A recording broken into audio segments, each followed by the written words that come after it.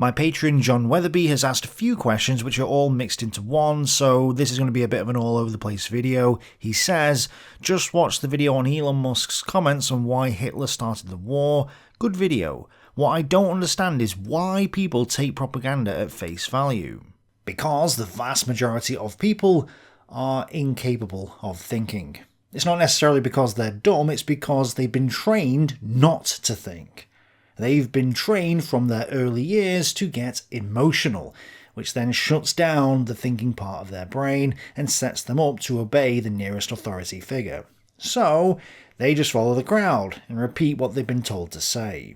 When you have a society that has become decoupled from each other and has free-floating anxiety, in a sense that things don't make sense, we can't understand it, and then their attention gets focused by a leader or series of events on one small point, just like hypnosis, they literally become hypnotized and can be led anywhere. And you might argue, okay, that might apply today, but there's no evidence of this from, say, the 1930s or 1940s. Actually, there is. Germany definitely had free-floating anxiety during the interwar period. They were being told things that don't make sense. Things like the Jewish disease, racial blood, and a conspiracy theory against the nation, the stab in the back myth. All this stuff was going on, and then Hitler came along and gave them something to focus on. And there's primary source documents from this era confirming this. The people's opinion. Such opinion does not come from within the individual. This is formed from on high and implanted in a person's brain. Fraulein Helga Elber, 18 years old, it is completely fine with me that we attacked Russia, otherwise they would have attacked us. 2 years ago they took territory we had conquered. The sad thing about Kellner's diary, highly recommended you pick it up by the way, is that he's one of the few people who's able to think critically and question what he's being told. He doesn't just take things at face value. He gives, throughout his whole diary, example after example of how the sheep just continue to follow the wolves. After finding ourselves on the brink of a world war because of Germany's behaviour, and when Propaganda Minister Goebbels' badgering could not have become any worse, an agreement on Czechoslovakia was reached through the initiative of the English Prime Minister. Problem now solved in Munich. Still, to keep the upper hand, Goebbels states insolently, peace has been preserved only by Hitler's peaceful demeanour. And what is worst of all, the German people blindly repeat it. Against stupidity, the gods themselves contend in vain. And the whole of the Second World War and the crimes that occurred within it were primarily caused by the unthinking but self-righteous mob. World War II could best be described as a zombie apocalypse, because there were zombies in every nation, and it was the zombies, the people themselves, that suffered the most. The authorities have forbidden people to listen to foreign radio broadcasts, and are imposing severe punishments. A great and mature people, a worthy people, would not allow such prohibitions. If we were truthful with ourselves about our successes and our failures, outsiders could not dim our confidence. Because everything is presented to us as pretty pictures, it is understandable a seeker of truth would defy this ban. Yes, Kellner was anti-censorship for good reason. He knew that the state narrative wasn't telling the truth. Now, Kellner did get things wrong, he's not perfect, but it's admirable that he was able to question the official narrative when so many people were just believing the lies. The sheeple of today would disingenuously call him a conspiracy theorist or a flat earther. But overall, he was correct, and he wasn't the only one. There were Jews in hiding in Germany saying similar things. Czechoslovakia continues to exist. Germany gets the Sudetenland. For the populace, on the front pages of the German press, it is, of course, the absolute success of Hitler, the Prince of Peace and brilliant diplomat. And truly, it is indeed an unimaginably huge success. But we are now condemned to be N-word slaves, to be literally pariahs until our end. For half a day, I thought, now one must find the courage for committing Sudoku. I've got to change the words because of YouTube censorship guidelines.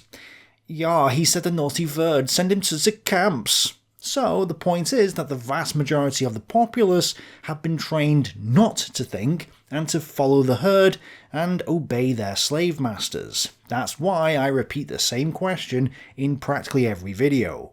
But is this really the case?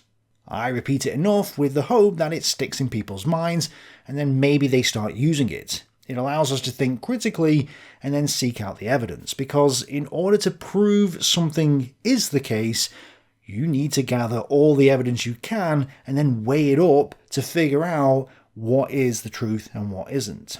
This is why censorship is bad, because censorship limits the evidence gathering process as well as critical thinking skills. How can you know that the narrative is right if you can't even consider what the alternative narrative is saying? But the vast majority of the population cannot even question the official narrative, let alone listen to alternative opinions. They get emotionally invested in the propaganda, shutting down their cognitive thinking. They then get told what to think by the propaganda ministry, and they don't even question it because they've already invested so much time and emotional energy into the cause that they've got behind. But back to John's question, I think it has been connected well that the post-World War I ideas of ethnic states made Hitler palatable. After World War I, the ideas seemed to be to socialise the people on ethnicity. They saw tensions in multicultural states like Austria-Hungary and the Ottoman Empire as problems, and the idea was ethnic states would socialise people on ethnic grounds and eliminate conflicts. Let's just think about this for a second. You're highlighting the fact that mono-ethnic states result in conflict. Absolutely, I agree, mono-ethnic states are bad. But we're also being told right now that diversity is our strength and that what we need is multi-ethnic states, even though we've got plenty of examples in history where multi-ethnic states collapsed. Austria-Hungary, Czechoslovakia, Yugoslavia, Russia and/or the Soviet Union, the British Empire, the United States, oh wait, that one hasn't happened yet, and the entire Middle East. You name any country in the Middle East and you'll have an example of both mono and multi-ethnic conflicts. So why are the politicians, the corporations and the communists all pushing so hard for multi-ethnic states in the West? Is it because these racists want to destroy the West? But mono-ethnic states are bad as well, so what is the solution to this conundrum? Before I tell you, I'd like to hear what you think in the comments below. Neither mono or multi-ethnic states seem to work, so what do you think the solution is?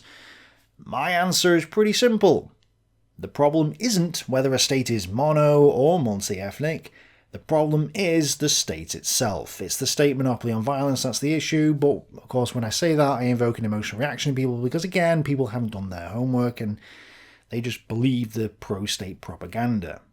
But anyway, John's right, multi-ethnic states don't work, so in the aftermath of the First World War, they decided that the creation of mono-ethnic states would be best. They called this new policy self-determination. But this policy wasn't the best because, for obvious reasons, it too caused friction, which was then exploited by the Nazis and others.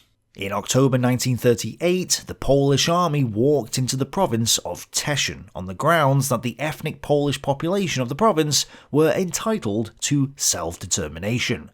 Yet, of the 228,000 people in Teschen, less than 95,000 were Poles. 133,000 were Czechs, but it didn't matter because the mono-ethnic policy that all states were now abiding by meant that they had the right to take a predominantly Czech territory because a small number of Poles were living there. This move antagonized the Soviets and dismayed the British and French governments. Polish overconfidence played into Hitler's hands. When the Germans took the Sudetenland, 2,800,000 Sudeten Germans were brought into the Reich, but so were 800,000 Czechs. It didn't matter about the self-determination of those Czechs though, what mattered was that the bigger mono-ethnic nation got what it wanted. Might makes right and all that.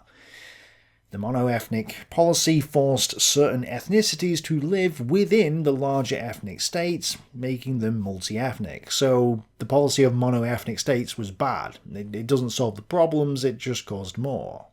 A great example of this is the province of Memel. The Germans argued it should stay German, and the Lithuanians argued it should be Lithuanian.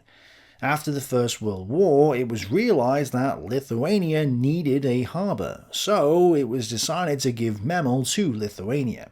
In 1939, Hitler gave an ultimatum to Lithuania, demanding that the region be returned to Germany, this being the last territorial annexation by Germany prior to the war. But in 1939, there were 74,500 Lithuanians and 61,300 Germans. So it was predominantly a Lithuanian territory, yet Germany took it anyway. And this is important, not only because it shows how divided some of these territories were, but it undermines the idea of mono-ethnic states and undermines the National Socialist justifications for the annexation of Danzig. Germany argued that Danzig and the Sudetenland were predominantly German, therefore they should be returned to the Reich. Okay, well, Memel was predominantly Lithuanian, so it should stay with Lithuania, right? No, of course not. It's a double standard, and it shows you can't just give a piece of territory to one state or another, because a lot of the time there are a mix of different people in the territory. In order to have true mono-ethnic states, you have to uproot entire populations, dragging people out of their homes and forcing them to relocate, which is what happened at the end of the Second World War.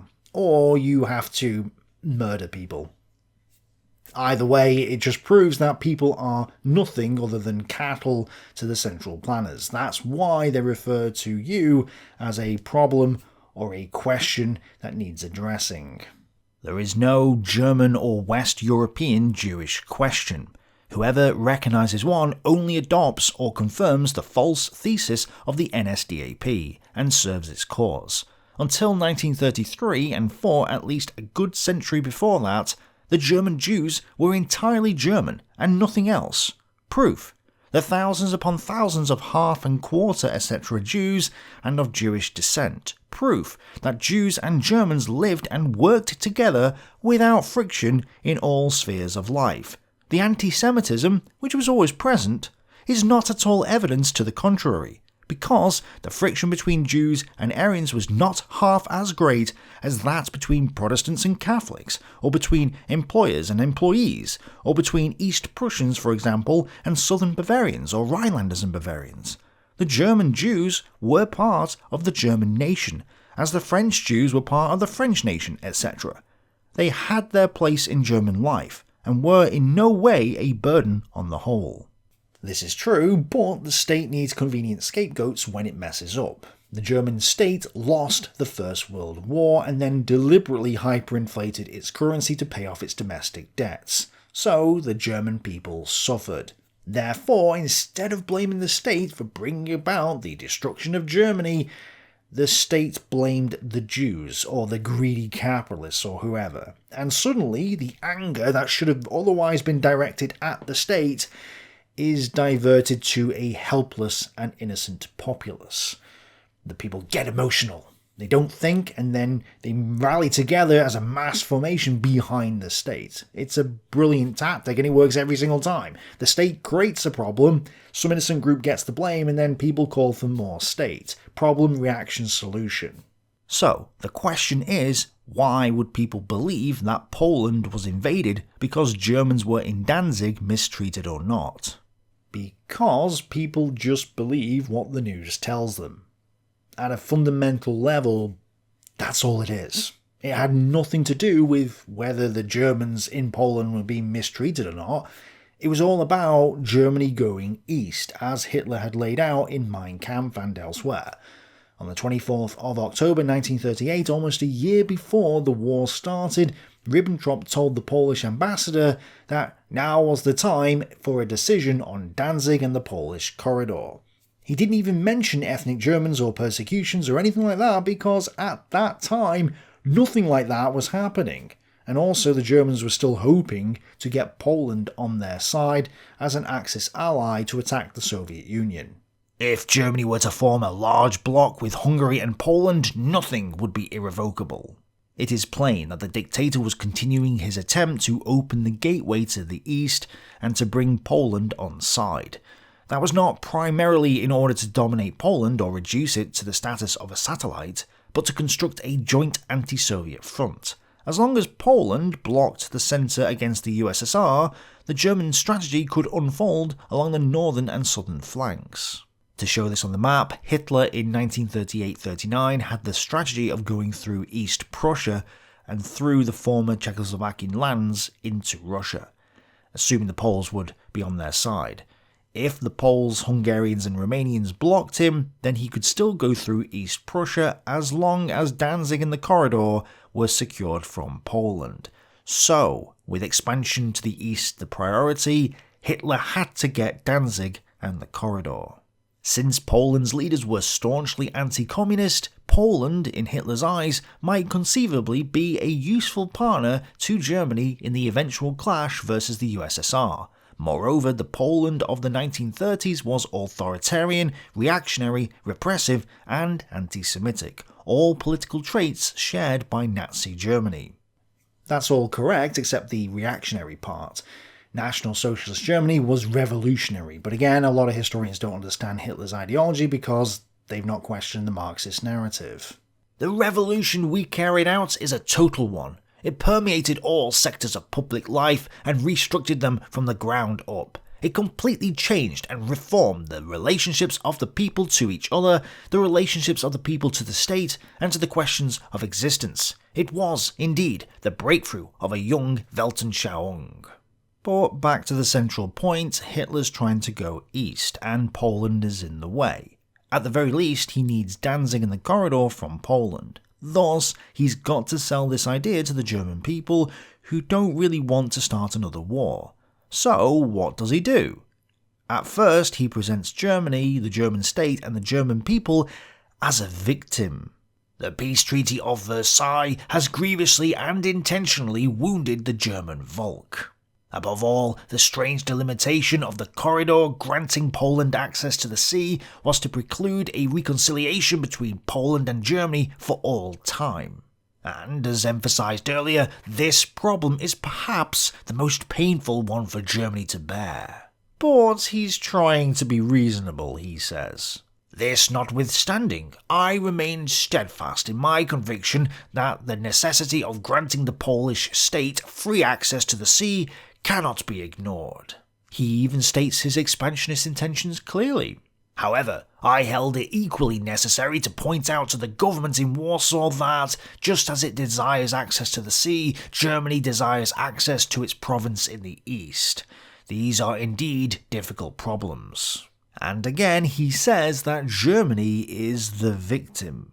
Germany bears no responsibility for this. The ones to be blamed are the magicians of Versailles, who either out of malice or thoughtlessness set up 100 powder kegs all around Europe, each equipped with a fuse virtually impossible to extinguish. He then goes on to say that he's made proposals to the Polish government asking for a highway and railroad through the corridor, and wants Danzig reintegrated into the Reich as a free state, which makes no sense. He then says Germany's willing to concede a bunch of points, but the Polish government has refused most of this, painting Poland as both unreasonable and an aggressor. Again, Germany is the victim, apparently. I sincerely regret the attitude of the Polish government, which I fail to understand. This alone is not decisive, however. What is far worse is that Poland, like Czechoslovakia a year ago, now apparently believes it has to call up troops, under pressure from a mendacious worldwide campaign of rabble-rousing. And this, though Germany has conscripted not one man, nor in any way intended to take action against Poland.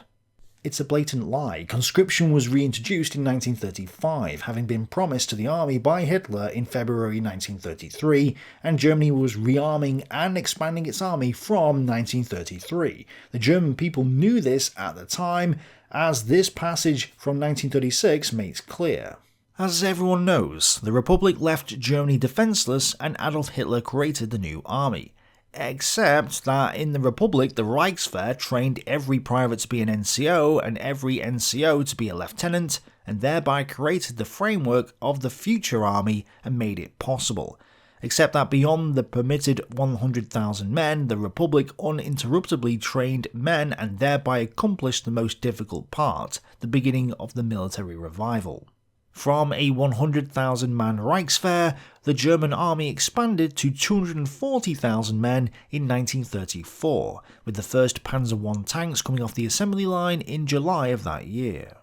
By August 1935, they had 350,000 men and 353 panzers, and by the time of the Sudeten crisis in 1938, they had 550,000 men in 42 divisions, with 2 more being formed, plus 2,608 panzers. In June 1939, the army had 51 divisions and 730,000 personnel. On the 1st of September 1939, when they went to war, Germany had 3,706,104 men in their army, plus a further 500,000 fully trained reservists and another 600,000 partially trained reservists. In 1933, the budget for the military was 10% of Germany's budget. From 1934 onwards, it was consistently over 32%, peaking at 39.4% in 1937 when they had to cut back due to the breakdown in the economy. So, Hitler claiming that they didn't conscript a single man is a blatant lie. His demands on Poland also show his intention to take action against Poland even if he hadn't done so yet. Yet the German people felt like victims and thus they went along with it. But at no point in his speech in April 1939 does he even mention that the Poles were persecuting the German minority in Poland, because nothing like that was happening, and he still hoped to ally with Poland. In another speech he gave to his generals on the 22nd of August 1939, days before the invasion, he didn't mention the persecution of a German minority. So, behind the scenes, the persecution argument wasn't the main factor. And the reason why is because Germany had been planning an action in the East since the end of the First World War, as Müller shows in his book Enemy in the East. And Hitler talks about this in Mein Kampf and elsewhere. It had nothing to do with the Germans in Poland, that was just a last-minute excuse. Nazi Germany's propaganda war against Poland intensified. The Poles were to be blamed for the invasion being prepared against them, and Hitler took every precaution to avoid negotiations because he did not want to be deprived of a war this time by last-minute concessions. But Chamberlain had finally woken up to the fact that appeasement had failed. On the 31st of March 1939, he gave the Polish government an assurance that the British and French would resist a power that threatened Polish independence. Hitler raged at this, and then ordered the Case-White Directive to be prepared, the plan for the invasion of Poland. When Mussolini invaded Albania in April, Chamberlain responded by assuring Greece and Romanian independence too, and started talks with Turkey. Hitler couldn't understand why Britain wouldn't let Germany expand and become the strongest European power. I've been over this before, but it's basically because he misinterpreted Britain's balance of power strategy to mean that Britain wouldn't care if he went east, which wasn't true. By the time you get to the late spring and early summer of 1939, Hitler was determined to attack Poland. Then you have the Molotov-Ribbentrop Pact in August 1939, which basically meant that Germany and the Soviet Union would ally in all but name and split Eastern Europe up between them. Hitler even offered Britain an alliance if she would let him take the Danzig corridor, but the British refused, stating that negotiations regarding Danzig should start immediately. Britain continued to try and bring Hitler to an agreement in order to preserve the peace, but Hitler was dead set on attacking Poland, so they weren't meeting eye to eye. According to neo-Nazi writer David Hogan, Polish persecution of German civilians began in May 1939. We'll come back to this shortly. But it was only in August 1939 that the first talk of persecution of German people in Poland was raised to the Poles. In early August, the Poles increased border security in Danzig to stop the Germans smuggling in weapons. The German-controlled customs office in Danzig then refused to cooperate with them, which somewhat confirms that they were smuggling weapons into the area. The Poles issued a warning to the Danzig Senate, saying that Polish customs inspectors shouldn't be hindered or attacked, Of course, the German-led Danzig government threw this back at the Poles, protesting against the reprisals that the Polish government were threatening them with, which was then backed up by a statement from the Third Reich. Poland insisted that they have the duty to protect the rights of their own citizens, but things started to escalate quickly. Reports of the oppression against the 800,000 ethnic Germans in Poland were grossly manipulated. Not surprisingly, Hitler's threats to Poland had provoked discriminatory measures against them, and some 70,000 fled to the Reich in late August. And allegations in the Nazi press of persecution of ethnic Germans in Poland were portrayed in dramatic terms. So, let's just think about this.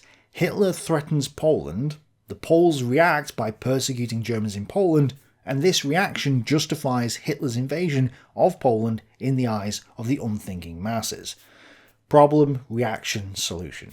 So, if Hitler hadn't threatened to invade Poland in the first place, there wouldn't have been a persecution of Germans in Poland and thus no justification for an invasion. No matter which way you look at it, Hitler and Germany are the ones at fault here. And the lesson is, if a country is threatening you, don't react aggressively. Yes, build bunkers and fortifications, but don't attack people. Even in war, you shouldn't be attacking and persecuting civilians anyway. But by reacting aggressively, Poland gave Germany a justification to attack her. We all know it's a garbage justification, we all know that Germany caused this, and we all know that Hitler would have found another excuse. That was the whole point of the Gleiwitz incident and the other false flag attacks on the border. However, Poland made mistakes that played into Hitler's hands. Britain and other countries made mistakes too, I'm not just picking on Poland here, but their reaction to German aggression actually provided the justification for the war in National Socialist circles. According to David Hogan, who, by the way, was a history teacher at the University of California at Berkeley, so this isn't some random dude on the street, he was a university tutor and a neo-Nazi. But according to David Hogan, one German was imprisoned for 7 months for greeting his friend with a Heil Hitler salute. Another farmer was arrested for daring to suggest that Danzig and West Prussia should go back to Germany without a war. And there were a bunch of other arrests as well. People rose up in protest against the Germans in several places throughout the summer, attacking public buildings associated with Germans, such as a school, a library, and a bookshop, where German books were destroyed. A church, choir club, and a trade union office were also destroyed. He says there was a riot in Lodz where 1 woman died. German property was damaged, and some Germans were forced out of their jobs. Some guy was also murdered in May 1939 in suspicious circumstances, so Goering reportedly told the British ambassador that Germany would soon invade Danzig because, some guy died, therefore we get to invade now. I don't know to what extent any of this is true because none of the other books I have even mentioned these incidents, and I also know for a fact that Hogan likes to twist things and distort the truth because I've exposed some of his distortions in the past. But even assuming all this was true, this doesn't excuse Germany for starting the biggest war in history. 2 people died in Poland and some books were burnt, therefore let's fight a war that will result in the deaths of 30 million people and basically destroy all of Europe. How about no? If you're that concerned about other civilians in other countries, open your borders and invite them in, and if they want to. That's it, that is the solution. But no, Hitler didn't want to do that because that would have prevented him from invading Poland, which was actually what he wanted to do. So this is all just an excuse for an invasion. Now, the way that the Nazis see this is to say, well, the Poles attacked Germans first, so therefore Germany was reacting to Polish aggression. So they would argue that Germany didn't start the war, Poland and Britain did. This is basically what David Hogan is saying, but he's not the only one. To get people to understand this concept, they believe that nations are races and that Germans belong to Germany.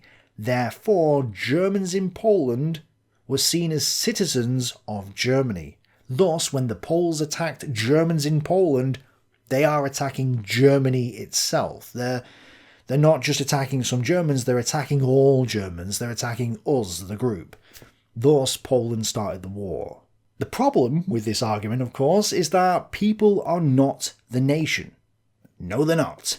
This goes right back to the original question. Why do people believe in propaganda? Why do people think that they are their nation or their group, when it's not your nation or your group? You don't own it, it's not yours. The people around you are not you. There's no brotherhood, there's no patriarchy, there's no race, and if you think there is, then you've fallen for the propaganda. There are no groups, there are only individuals. Every man is an island. I don't care what some dead poet from 350 years ago actually said, every man is an island. What Poland chooses to do with their tax slaves is nothing to do with you or anyone else. Let them do their thing. Stay out of it. There is no us versus them. There is no race. Poland did not declare war on the German people first because there's no entity called the German people. That argument only works if you believe in the race. There are people who speak German. That is it. And this ties back into John's question, which I'm not going to read the rest of it because he basically says what I've already addressed here. He does ask if I think the ethnic state policy led to Hitler, and I would say yes, and I don't think anyone can deny that. When you arbitrarily draw lines on a map to try and separate one lot of people from another, you cut through and divide the human population into them versus us. And then, since people are often mixed together, sometimes in the same street, because a large portion of the population don't care about the strategic situation until it becomes a major political issue, you can't actually draw a line on a map and satisfy everyone, unless you forcibly migrate people or kill them off, which obviously aren't good policies. In my view, politicians need to let people live their own lives and stop oppressing them. But of course the politicians can't do that. That's how they make their money, so the cycle continues. And people believe the politicians because they've been trained to do so. A triggering emotional reaction results in a shutdown of cognitive ability and a desire to follow the herd. That's why political propaganda works so effectively. Thanks for watching, bye for now.